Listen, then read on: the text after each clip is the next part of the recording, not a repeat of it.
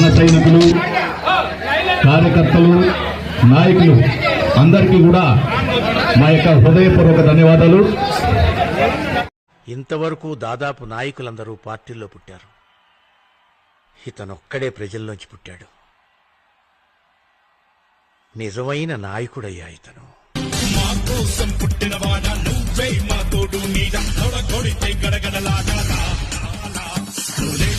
ఎవడైనా తలపించాలిరా, అడుగేస్తే ఎవడైనా ఇక చావాలిరా.